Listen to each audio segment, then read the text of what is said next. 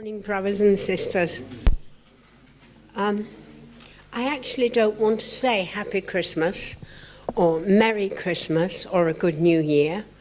Why? Because actually, for me, that's not what it is. For me, it's not Christmas. It's Jesus' birthday. There's a sharp intake of breath. I said to my husband this morning, I'm not going to say Merry Christmas. I'm going to remind people that actually it's Jesus' birthday, because that is the most important thing about next Monday, is that when you come to carve the turkey and open all your presents, you remember whose birthday it is. Because actually he came to save the world. He died to save the world. And that is actually what we have to remember. Of course, it's nice to be merry, it's nice to be fun, and it's nice to be happy. But for me, because I was brought up in a very Christian way. I was brought up as an Anglican. I went to an Anglican boarding school and I became a traditional Christian. This is my whole route. So this is what my feet are planted in. And of course, I met the Unification Church, but my feet continued being planted into this Christian route. And it's very interesting. When God created the world, you know, we know what happened in the Garden of Eden, and actually every religion in the world has a creation story that is very, very similar. So every religion, even I was talking with my lovely husband and he was explaining that in Shintoism, they talk about how man fell away from God and became evil. It's all very similar. So actually, we can see that the divine principle is right, that this actually happened. It's written in the Bible. Father explained what happened in more detail. And that's why there are so many problems in the world. But, you know, God is a parent, right? He's our ultimate parent. He's the best parent in the world. And that's what I say. And so he prepared history to have his children back, because he was crying. He's up there somewhere in tears, in bits, because his children have walked away from him. And you know yourself as a parent, when you fight with your children, it's very painful. Every time I had an argument with my oldest son, I wanted to cry after. It's really painful. And God had this argument with all his children, not just one, but everybody. So, what did he do? Well, we know that according to Matthew, if you look at the Gospel of Matthew, if you look in the beginning, the first verses, it's all about who begat who. And basically, there was all sorts of people. Jesus comes from the house of David. This is one of the 12 tribes of Israel. And I like what AJ said, because people paint a picture of blonde hair, blue eyes, and actually, Jesus was a Jew, but he wasn't the kind of Jew you see today. He was born in Israel. That means that he had a dark complexion, maybe curly hair, big nose, beard, and he had a very strong character, and he was almost Arabic looking, because I've been to Israel, and that's what the indigenous Jewish people look like. So Jesus wasn't blonde haired and blue-eyed. This is our image of him somehow. And it says in the Bible, Jesus came from King David, the father of Solomon. And there's another interesting fact about the lineage for Jesus, that God explained to me, because as you know, my name is Naomi, and that is from the book of Ruth. And I happened to meet one of the older Korean leaders in America, Wonpil Kim. And Wonpil Kim looked at me and he said, "Wow, you have a very special name." And I looked a bit confused. He said, "Don't you know what your name means?" And I said, "I know what it means in Hebrew. It means the chosen one." He said, "Yeah, let me explain." And you know the story in the book of Ruth. Naomi had a husband called Elimelech and 2 sons. And the 2 sons married Moabite women. But Elimelech and the 2 sons died. And Naomi said, "I'm going back to my people. I'm going back to Judea, to my people." So these 3 women started on the path together. And when they got to the edge of the border, one of the daughters-in-law turned around and said, "Okay, well, goodbye. I'm leaving you here. This is my land." So Ruth turned round to Naomi and said, "I'm not leaving you. Whither you goest, I will go. Your people will be my people. Your God will be my God." And Wonpil Kim explained, because she went with Naomi and did exactly as Naomi told her, and when they got to the land of Canaan, Naomi said, "Right, we're going to pick up the leftover corn in the field so we can eat." And then she told her, "Okay, this is the land of Boaz, my kinsman. I'm going to ask you to lie down with him tonight." Now, that was a very sinful thing in those days. You could be stoned to death for being an adulteress. But Ruth lay down with Boaz, and because she did, there continued the lineage for Jesus. How about that? I have a famous namesake. Anyway, so that all these things explain how deeply God prepared for Jesus to come. He prepared everything. And what else did he do? We know that Mary was engaged to Joseph. They were matched together by the local village matchmaker or whatever. But then Joseph found out that she was pregnant. And he said, no, I can't do this. I'm breaking this off. And an angel came to Joseph and said, "Wait a minute. You know, this baby's God's will. Please continue and please marry Mary, because this is important." So Joseph prayed about it and decided, he would marry Mary and therefore make the child legitimate. So that's what he did. And that, in a way, was to reverse the fall of man so that Jesus could have a better start in life.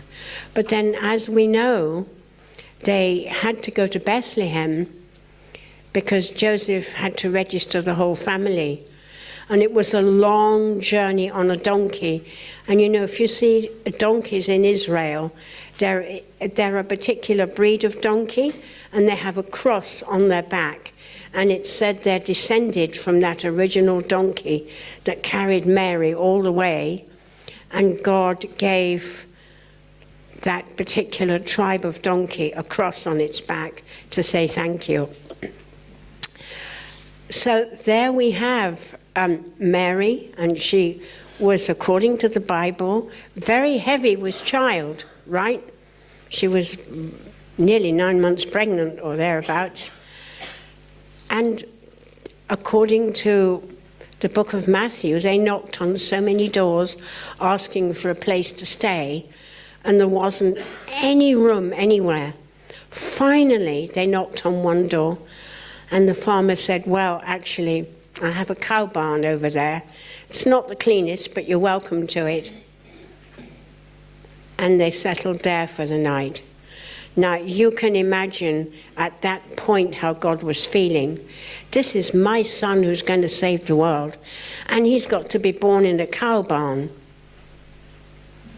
But as we know, the angelic world was waiting for Jesus.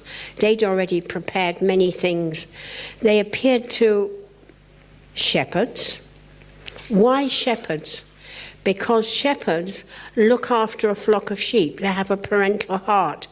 So I think, this is just my opinion now, but I think God felt that the shepherds would help to look after Jesus. They have a parental heart.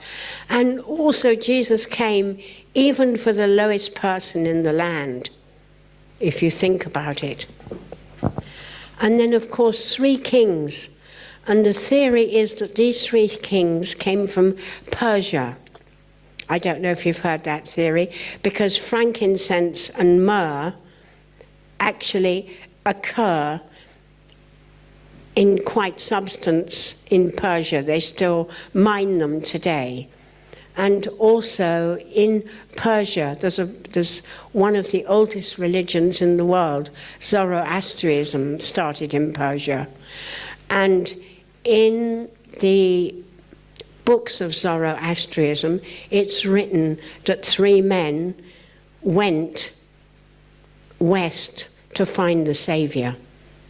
So it's kind of like almost proven that they came from Persia, these 3 kings, 3 wise men. And they gave Jesus 3 gifts. And another interesting fact is they had to ask, where is this child being born? They saw the star, and they actually, because they were of noble birth themselves, they went to King Herod to ask, where is this guy? And King Herod didn't know. And he said, well, if you find him, please come back and tell me. Because obviously he wanted to know what was going on. And also, I guess King Herod, being like all of us, he was maybe a little jealous that someone else was getting all the attention. Who knows? So basically, here we have, they found the manger along with everyone else. And I think all the people who actually found baby Jesus realized who he was. There must have been such an atmosphere in that cow barn, such an atmosphere. You know, angels coming down, good spirit world coming down, everybody to protect Jesus. And on the way back, actually, they were advised not to go back to King Herod. Why? Because God realized that King Herod could be very dangerous for Jesus, and he was protecting him. And he sent Mary and Jesus quickly into Egypt to hide. And the story goes that Herod was rooting through every household trying to find this baby boy child that had been born, because he knew this child was special and he felt very threatened. He thought that Jesus came to take his throne. And actually, if you read the New Testament of the Bible, you find out that's not why Jesus came at all. Jesus said in many of his speeches, turn the other cheek. Somebody hits you on the left cheek, don't complain, give them the right cheek. Do any of us ever actually do that? And also, Jesus said, turn your swords into plowshares. Meaning, melt down your feelings of anger and your resentment. Melt down your metal weapons. Melt down all the bad things in your life and put them in the earth and plant things that are good. Jesus, you know, I wrote up there, King of Peace. Jesus had the most, I loved Jesus so deeply because I was brought up with him. And never in any of his speeches does he talk about war or bad things. And when he appeared to Father, which he did, when Father was 16, he asked Father to continue his mission, and that is why Father has been working all these years to make world peace, because that's what Jesus came to bring and couldn't. Jesus, what does he bring today? He still brings an example of love and peace. And Mother has actually said, I heard this, Mother said recently, we can't bring a world of peace. We're too small and perhaps even too stupid. We have to go out and reach out to the Christian churches who understand what Jesus stood for, and we have to unite with them, and together in this unity with the power of the Christian churches, then we can bring world peace. She actually stood up and said, we can't do it by ourselves. And she said, I, as true mother, can't bring world peace by myself. We have to unite with the Christian churches. And if you think about the life of Jesus, he fed 5,000 people on the Mount of the Beatitudes. How did he do that? Well, my theory is that everybody, or a lot of the people, had some food in their pocket. I don't think Jesus just magicked food out of thin air. He got people to share. He encouraged the people to reach in their pocket and offer some food to their neighbor. And that way, everybody got fed. I think that's an example of how we should live our lives. It's nice to go shopping. It's nice to give people presents. But it's also very beautiful to remember that this is the birth of Christ we're celebrating, and we should reach out to other people beyond ourselves and give them something like Christ did. I wrote on my Facebook page recently about this, how I felt, and I got hundreds of likes. I was amazed, and I thought, okay, so maybe I'm on the right track here, because I was brought up like that. And I remember when my children were very little, and we always used to go to my mother's house, and we were walking down the road to my mother's house on Christmas morning, and there was a young lady in her sleeping bag on a bench. And we got to my mother's house, and the children were saying, oh, Grandma, we saw a homeless person on the bench in her sleeping bag. And my mother said immediately, okay, we're going to take her some Christmas lunch.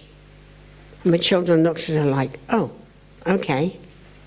So my mother prepared a plate, and before we sat down to eat, she got me and the children to walk all the way up the road and give that lady a hot Christmas lunch.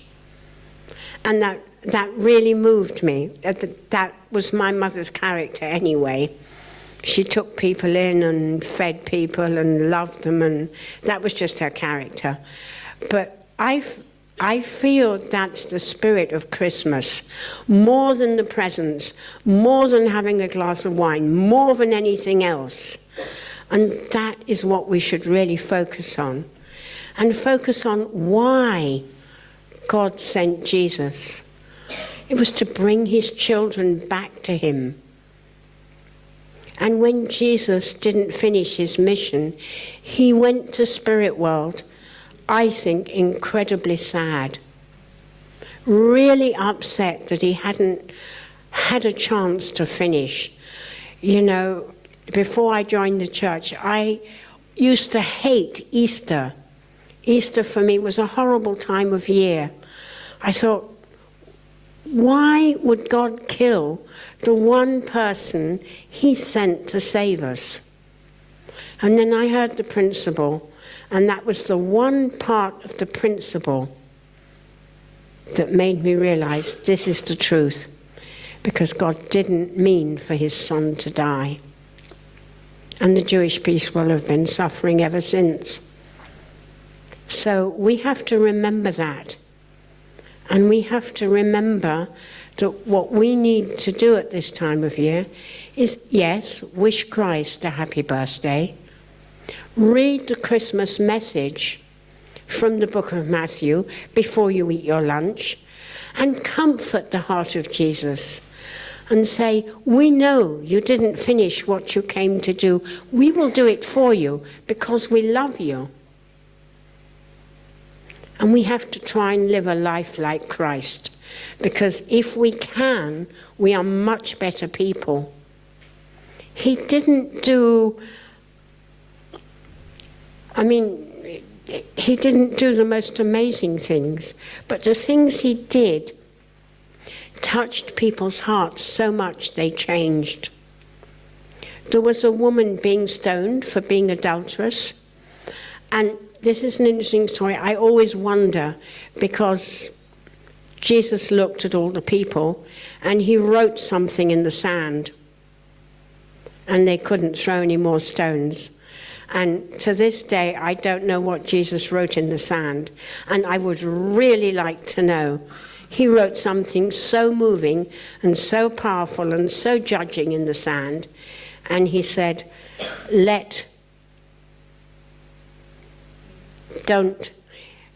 cast any more stones unless you are without sin. And each and every one of them dropped their stones and couldn't throw them anymore. I think that's very powerful. And the woman was forgiven. So we reach out to somebody in the spirit of that story that you've had an argument with or you've fallen out with, and forgive them this Christmas. That's my challenge to you. Be forgiving like Christ to other people. And, you know, as AJ said, he's my older brother and I really love him. And that is where my feet are very firmly planted. And I still read the Bible because I was born a Christian. I will always be a Christian inside. I am also a unificationist. I'm both. And because I married someone from Japan, I'm also now a bit Shinto and Buddhist as well. It's all fine. Anyway, have a wonderful Christmas, and don't forget to talk to Jesus on Christmas Day. Thank you.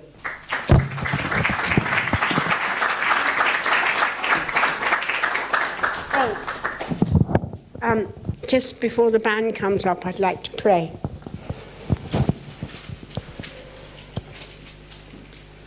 Dearly beloved Heavenly Father, we know you're up there, and we know that Jesus and True Father are sitting somewhere near you, talking together how to save this world. I kind of hear in my mind fathers having long conversations with Jesus, and what we need to do is to tap into those conversations and promise both True Father and Jesus that we will continue the work they started, and that we will not give up all the while we have breath in our bodies. And even when we all go to spirit world, some sooner than others, I fear, we will nevertheless continue to come down to the earth somehow and work with everybody. And dear beloved Jesus, our older brother, I want to send you all our love at this time, and to really be grateful for the life that you gave for the whole of humanity, and pray that this Christmas you can really feel the love from all the people here on earth. Thank you very much. This I report and pray in my name, Naomi and Masahiro Sato, blessed Central Family, Arju.